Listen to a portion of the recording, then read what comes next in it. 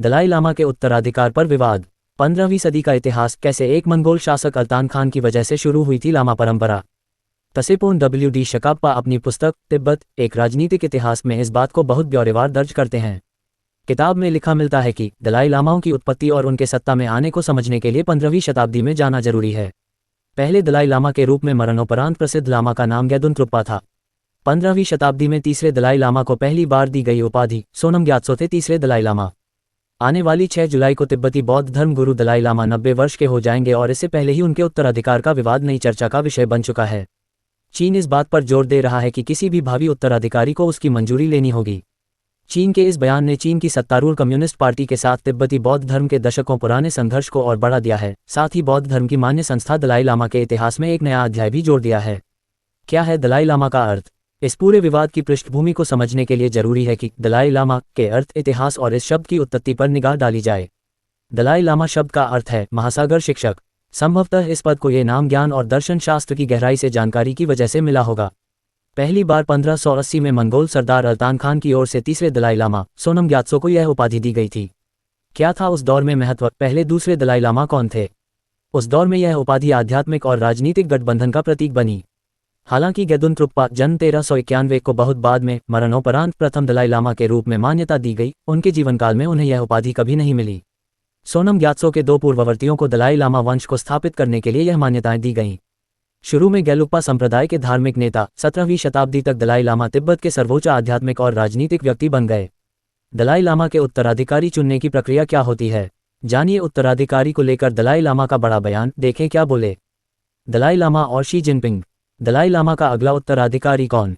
तिलमिलाय चीन ने कहा मंजूरी तो लेनी पड़ेगी। तसेपोन W.D. शकाप्पा अपनी पुस्तक तिब्बत एक राजनीतिक इतिहास में इस बात को बहुत ब्यौरेवार दर्ज करते हैं।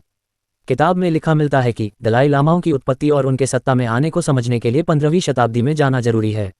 पहले दलाई लामा के रूप में मरणोपरांत प्रसिद्ध लामा का नाम गेदुन त्रुप्पा था। उनका जन्म 1391 में तसांग के शब्दोद में हुआ था।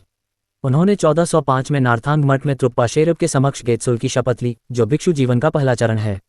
जोकोंग मोनोलम फेस्टिवल यह ऐतिहासिक क्षण के तौर पर याद किया जाता है। इसी किताब की माने तो 1447 में गेदुन त्रुप्पा ने दरग्यासपोन पालजांग की वित्तीय सहायता से शिगात्से में ताशील हुनपो मठ की स्थापना की। 1474 में 84 वर्ष की आयु में ताशील हुनपो में उनका निधन हो गया।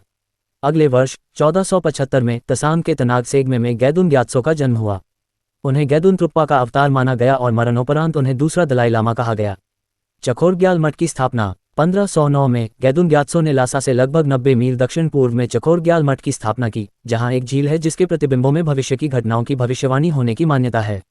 कहा जाता है कि 13वें और 14वें दलाई लामा के अवतारों की खोज से संबंधित भविष्यवाणियां इस झील के प्रतिबिंबों में देखी गई थीं। कौन था अल्तान खान? गेदुन ग्यात्सो का 1542 में 65 वर्ष की आयु में द्रेपुंग मठ में निधन हो गया। तिब्बत और मंगोलिया का ऐतिहासिक बंधन दलाई लामा का आध्यात्मिक और राजनीतिक व्यक्ति के रूप में उदय सोनम ग्यात्सो और तुमात मंगोलों के नेता अल्तान खान के बीच ऐतिहासिक बंधन से जुड़ा है। अल्तान खान ने तिब्बती बौद्ध धर्म के साथ संबंधों को मजबूत करने की कोशिश की और 1577 में सोनम ग्यात्सो को मंगोलिया आने के लिए मनाया। वहां सोनम ग्यात्सो ने बौद्ध धर्म की शिक्षा दी, जिसके परिणामस्वरूप अल्तान खान का बौद्ध धर्म में रूपांतरण हुआ। कृतज्ञता में अल्तान खान ने उन्हें दलाई लामा की उपाधि दी, जिसका अर्थ मंगोल भाषा में महासागर है। इस घटना ने तिब्बत और मंगोलिया को जोड़ा, जिसने क्षेत्र के आध्यात्मिक और राजनीतिक परिदृश्य को सदियों तक प्रभावित किया। तसेपोन W.D. शकाप्पा अपनी पुस्तक में लिखते हैं, एक वर्ष बाद सोनम ग्यात्सो का जन्म लासा के पास तोहलुंग में हुआ। उन्हें द्रेपुंग मठ के दिवंगत मठाधीश गेदुन ग्यात्सो का अवतार माना गया। सोनम ग्यात्सो ने द्रेपुंग मठ में अध्ययन किया और सोनम द्रुक्पा से अपनी अंतिम शपथ ली। 1559 में नेदोंग गोंगमा ने सोनम ग्यात्सो को नेदोंग आने का निमंत्रण दिया। वे गोंगमा के निजी शिक्षक बने, जिन्होंने उन्हें लाल स्याही के साथ उपयोग होने वाली एक विशेष मोहर दी। यह विशेषाधिकार केवल खास और बेहद महत्वपूर्ण व्यक्तियों के लिए था। अल्तान खान ने सोनम ग्यात्सो को मंगोलिया बुलाया। अल्तान खान ने सोनम ग्यात्सो को मंगोलिया आने का निमंत्रण दिया, लेकिन लामा ने इसे अस्वीकार कर दिया। कुछ वर्षों बाद अल्तान खान ने ऊँटों घोड़ों के साथ एक बड़ा प्रतिनिधिमंडल तिब्बत भेजा, फिर से सोनम ग्यात्सो को आने का अनुरोध किया। इस बार लामा सहमत हो गए। वे 1577 के फायर ऑक्स के 11वें महीने की 27वीं तारीख को द्रेपुंग से रवाना हुए। लासा से लगभग 90 मील उत्तर में दम क्षेत्र तक उन्हें 3 बड़े मठों के भिक्षुओं, नेदोंग गोंगमा के प्रतिनिधियों और विभिन्न कुलीनों ने विदाई दी। सोनम ग्यात्सो ने खान और उनके लोगों के लिए धार्मिक शिक्षा का कार्यक्रम शुरू किया और एक अवसर पर पूरे जनसमूह के लिए कुली जनसभा में उपदेश दिया। अल्तान खान बौद्ध धर्म में परिवर्तित हो गए। 16वीं सदी, जो मंगोलों में सुधारों का दौर बनकर आए। 16वीं शताब्दी में मंगोल शासक अल्तान खान ने सोनम ग्यात्सो की शिक्षाओं को अपनाया और अपने क्षेत्र में मंगोलों, तिब्बतियों और चीनी लोगों के बीच नैतिक आचरण और आध्यात्मिक अनुशासन को बढ़ावा दिया। उन्होंने भगवान बुद्ध के 10 सिद्धांतों को लागू किया।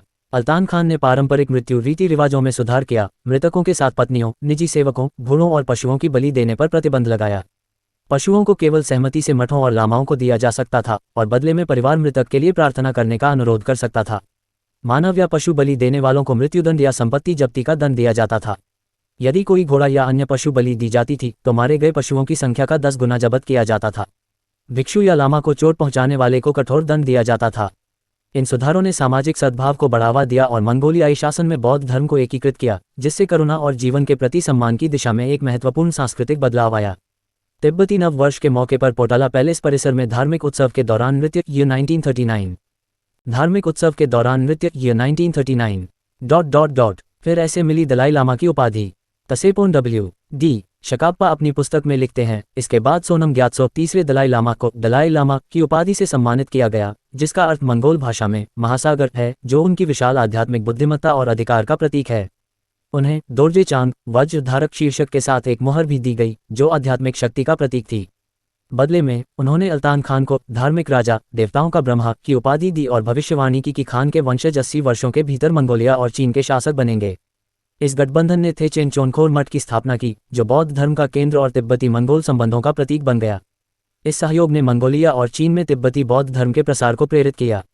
दलाई लामा में आध्यात्मिक शक्ति की मान्यता जिस खुले स्थान पर दलाई लामा ने उपदेश दिया था और जहां उपाधियों और उपहारों का आदान प्रदान हुआ था, वह पवित्र हो गया।